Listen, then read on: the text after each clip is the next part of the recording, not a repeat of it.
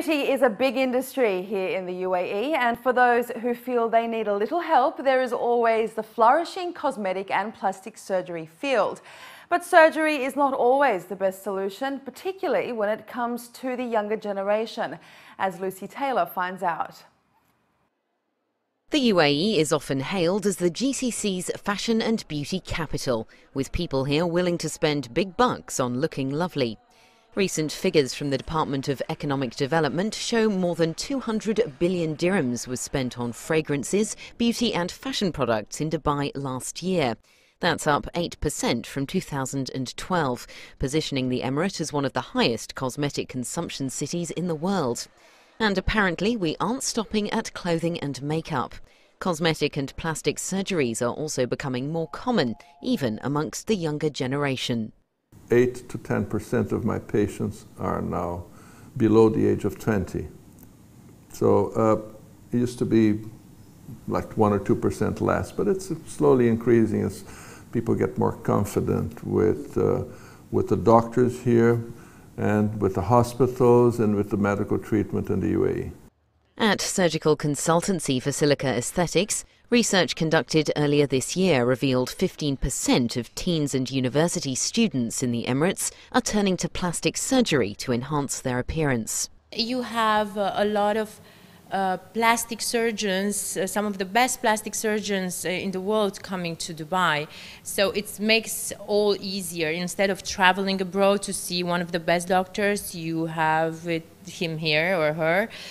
If you look at the statistics, it's, in December 2011 there were only 25 plastic surgeons registered by the Dubai Health Authority, while in December 2013 there are 145 plastic surgeons.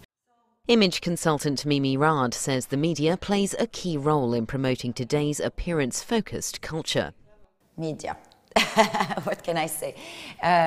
You know, they're exposed to all these online platforms and magazines, you name it. And then they just watch these celebrities and they want to look like them. So they are their references. They want to have this teeny-meeny nose that's not natural. They want to have cheekbones when their face, their genes don't have a cheekbone. So they want to transplant whatever they see in the images to put them in themselves. And it's becoming a trend.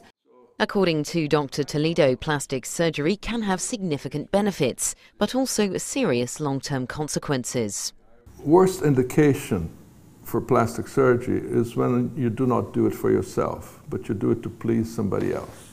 And you're never going to be pleased with the result of the surgery if it's not for yourself, which is the main reason to do plastic surgery. Plastic surgery is because when you look at yourself in the mirror, you think, okay, this needs to be changed because I know there is a technique that it's easy, that can be done, and I would look much better if I could do this. The opposite is when you do it for somebody else, like my husband left me, I'm going to do some surgery to get him back. This never happens. If the husband left, he's not going to come back because the person did a facelift or did a breast augmentation or whatever. It seems surgery is not the answer to every aesthetic problem, but if you are going for a procedure, the message from the professionals is clear. Be well informed and well prepared. There are easier solutions than the surgery. Surgery is risky. You know, every surgery has a risk. It's like crossing a road. You have to look at both sides of the road and only cross when there are no cars coming. And the same thing with surgery. You have to do all the blood tests. You have to do a consultation with the anesthesia doctor. You have to be healthy. You have to be in the best possible condition to undergo surgery and hope to choose a good surgeon, a good hospital, and everything will be okay. But if you rush into something just because you decided, you know, tomorrow, okay, let's have something without thinking about it, this is not good. Internet is very helpful, so everybody nowadays go on the internet, makes a lot of research. They think they know everything because they searched on the internet, but internet offers general information.